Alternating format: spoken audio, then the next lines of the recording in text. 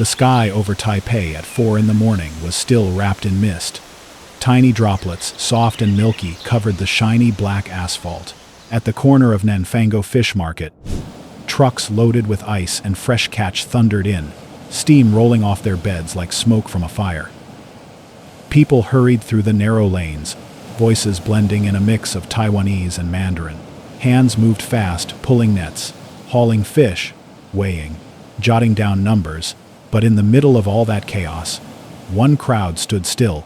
They gathered around a wooden table more than 4 meters long. On it lay a massive fish motionless.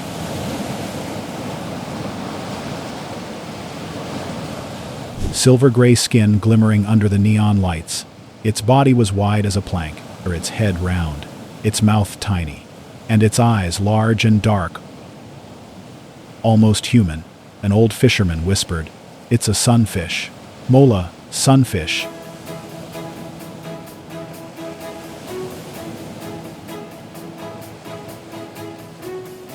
Standing in the center of the crowd was Lao Chen, the man with the big knife.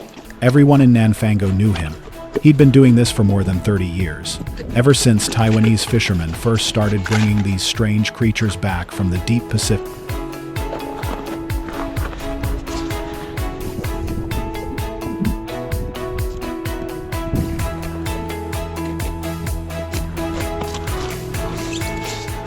Every time a boat docked with one of them on board, the whole market would come alive, buzzing like a festival, not because the sunfish was rare, but because it was mysterious, strange enough to make people both afraid and fascinated. They respected it like something left over from prehistoric times.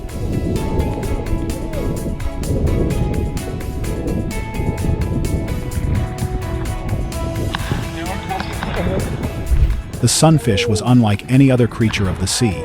Its body looked as if it had been pressed flat by 2 giant hands, and where a tail fin should have been, there was only a smooth strip of skin.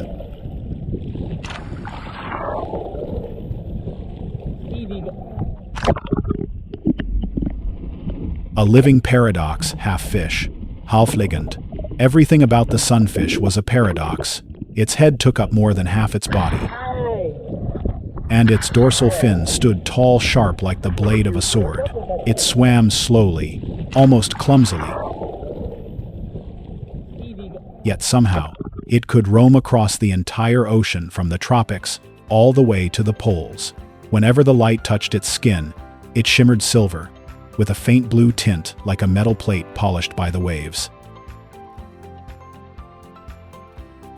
Lao Chen held his knife, his hand trembling slightly, not from fear, but from respect. He always said dissecting a sunfish wasn't like cutting a tuna or a shark. You have to understand it. He would say, if you don't understand, the knife will lose its way, and the meat will spoil. Every cut was an anatomy lesson, shaped by decades of observation, mistakes, and patience.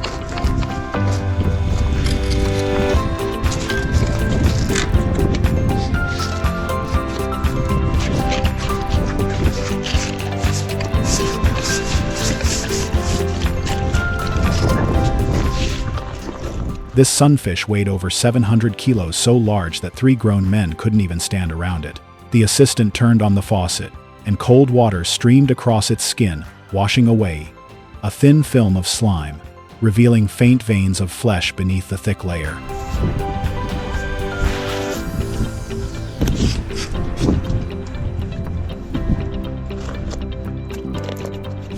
Lao Chen's knife gleamed like a mirror, broad-bladed, the handle wrapped in polished buffalo leather. He didn't rush. He ran his hand along the fish's body, searching for the right place to begin. Then he took a deep breath. The first cut clean, deliberate, ran from the gills to the belly.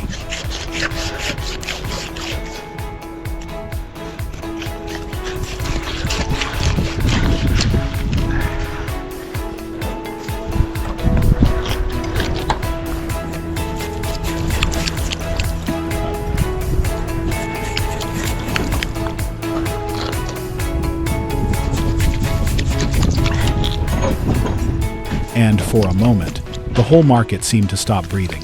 The sound of steel slicing through that thick skin was heavy and wet, like tearing through soaked leather. The flesh beneath wasn't bright red like tuna, nor white-pink like mackerel. It was pearly translucent, almost like jelly. People said its texture was half cartilage.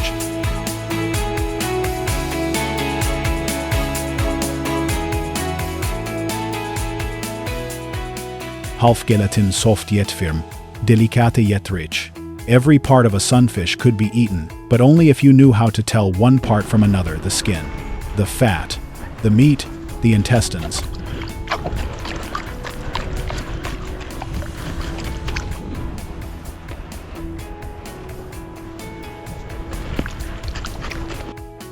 Even the bladder and cartilage, each had its own value. In Taiwan, nothing from a sunfish goes to waste. Each piece becomes a dish, and each dish carries a story, a fragment of tradition passed down through generations.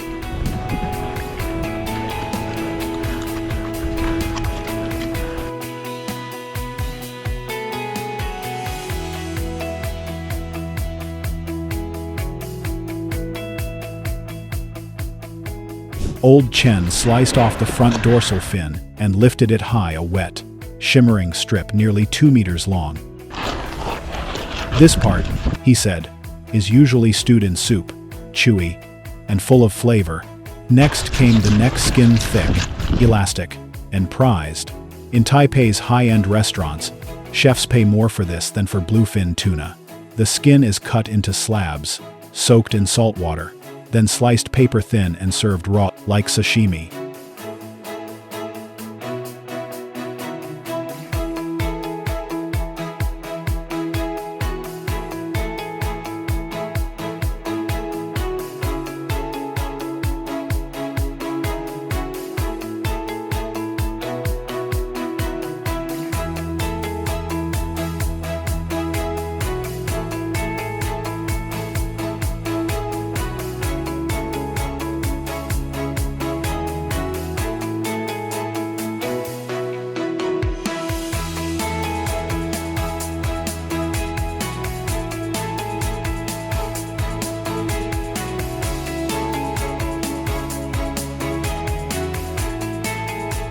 When you chew it, it's crisp and cool, slightly fatty, the light salt of the sea spreading through your mouth.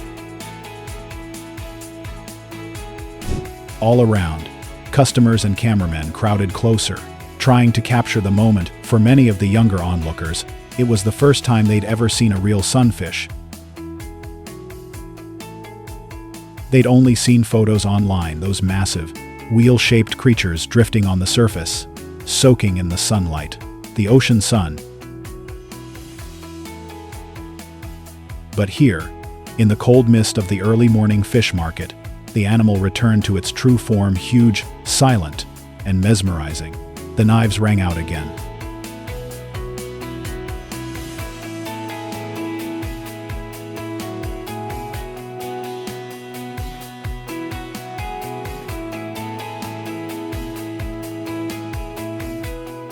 Old Chen began working on the head, the hardest part. The skull of a sunfish is a labyrinth, layer after layer of cartilage and hollow space. He pointed at one precise cut. "This," he said softly, "is the most precious part."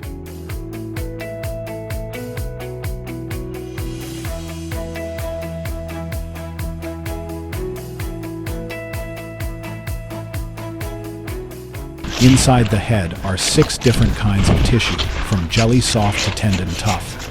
The best way to enjoy it is in soup, cooked gently with ginger and rice wine. Moments later, someone from behind brought out a pot of boiling water. A middle-aged woman dropped in a few fresh slices, along with ginger, scallions, and sea salt.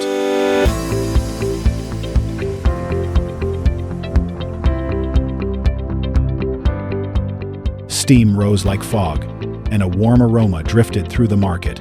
For Taiwanese people, eating sunfish isn't just about taste, it's about culture. It's about respect for the ocean and the life it gives.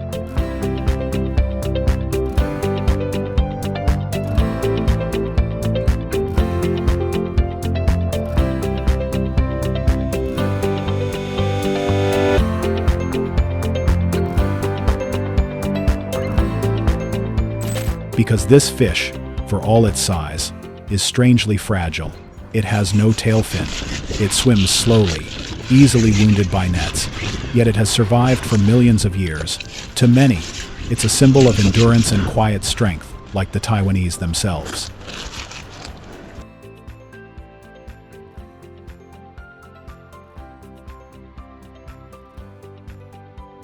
Facing storms and open seas, as the body came apart, the sunfish revealed smooth, shining fibers of muscle, the belly soft and fatty they call meat flour. It's perfect for soup.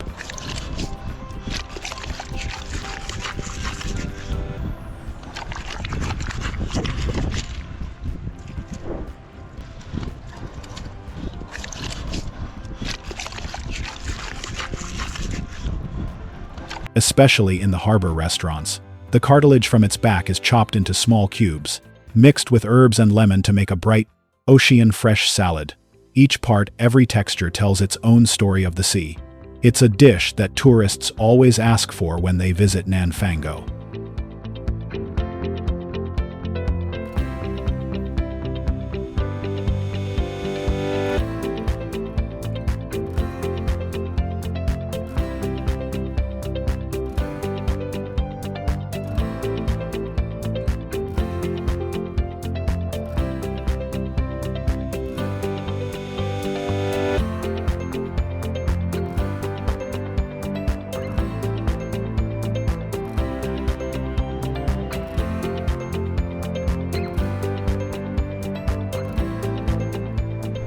Meanwhile, the internal organs, considered the very essence of the sunfish, are carefully cleaned, washed again and again, then boiled gently in rice wine to chase away the ocean's smell.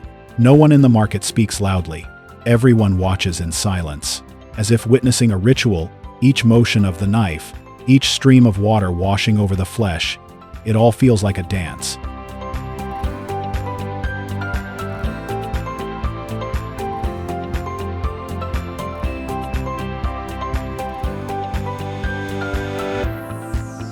Old Chen occasionally bows slightly to the fish, a habit, he says, to thank it for giving him food. For the people of Taiwan, that gesture isn't superstition. It's sincerity. It's gratitude. Beside him, his young apprentice, Lin, wiped down each clean slice of meat. Lin was only 21, born into a family of fishermen, yet he had never touched a real sunfish before. He stared at the crystal-clear flesh, eyes wide with wonder. Its body stays soft, like water itself.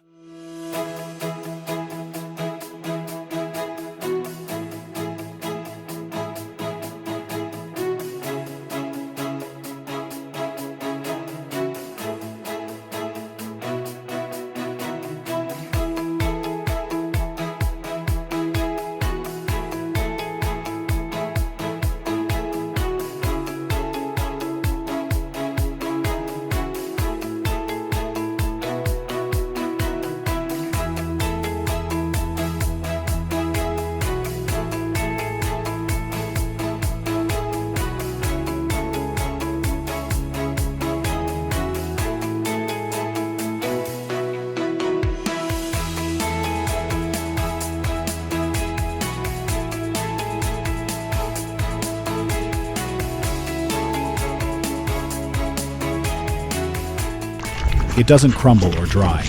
It's here to remind us that the sea isn't just blood and fins, it's also gentleness and resilience. By then, the woman cooking the soup had started plating the dishes. White ceramic bowls lined the table, filled with clear, shimmering broth inside.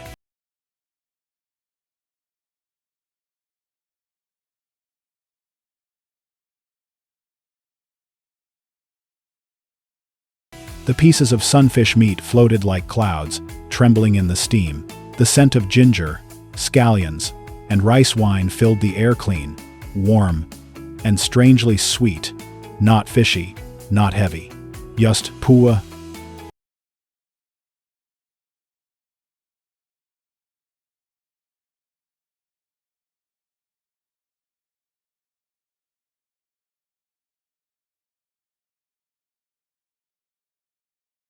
Buyers and sellers all paused their work. Each took a small bowl, tasted it, and nodded. An old shrimp vendor nearby began to speak. He said that long ago, people were too afraid to eat sunfish. They thought it was a sea monster misshapen, strange, neither red nor white.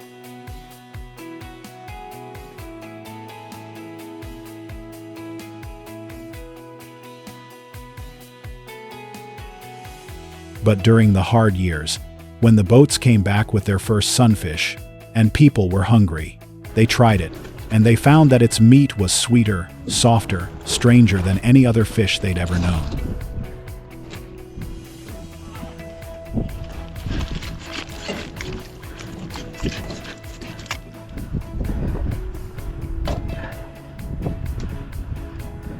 From that moment on, the sunfish was no longer a monster. It became a gift from the sea. Some people believe that eating sunfish brings good luck because this creature is gentle, calm, and never attacks. It simply drifts through the ocean, as if smiling up at the sun. Though enormous, the sunfish survives on the smallest of creatures: jellyfish, algae, and tiny crustaceans. It moves slowly, lazily, sometimes floating to the surface to bask in the light. That's why people call it sunfish. Back at the market, traders begin buying every part.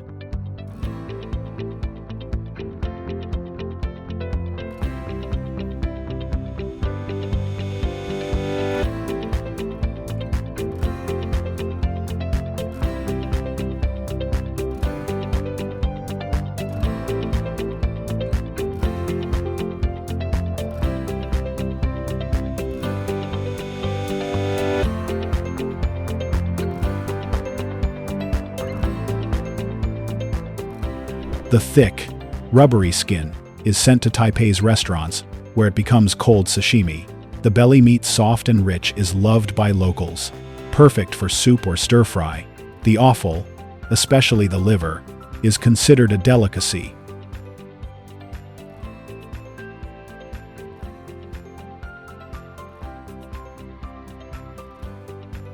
A dish only the most skilled chefs dare to prepare. Sunfish liver stewed in wine is a coastal specialty, fatty, yet never greasy. When eaten, it leaves a salty sweetness that lingers deep in the throat. Lao Chen selected a few portions to send to his daughter's small restaurant down the next street.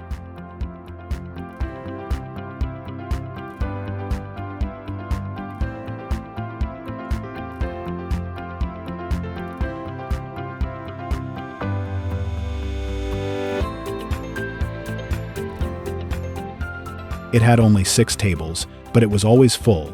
People came for 3 things: mixed skin, steamed codfish, and fish belly soup. His daughter, May, trained in culinary arts, said that the sunfish is a fish with a soul.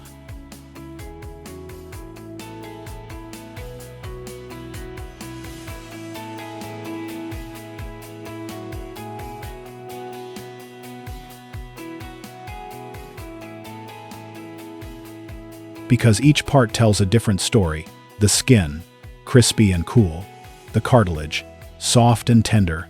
The belly, warm and rich. Out on Taiwan's eastern coast,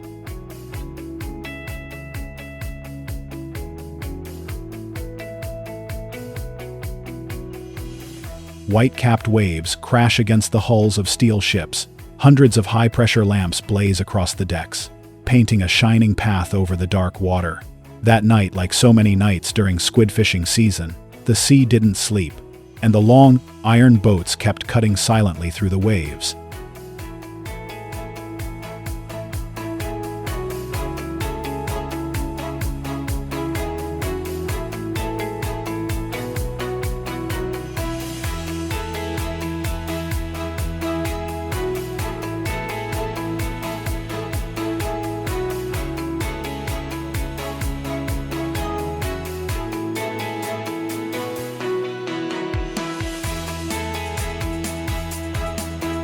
Chasing light, chasing life, operating in perfect rhythm with an industry that has become almost fully automated. For decades, Taiwanese fishermen have been known for their diligence and for their ingenuity. To them, the fishing industry isn't just a livelihood. It's a symbol of how a small island nation uses science and technology to reach farther into the sea. If you love uncovering shocking truths from the deep, like, subscribe, and join the Real Shock community, where every story dives deeper and every wave hides another mystery. Thank you for watching. We'll see you in the next reel.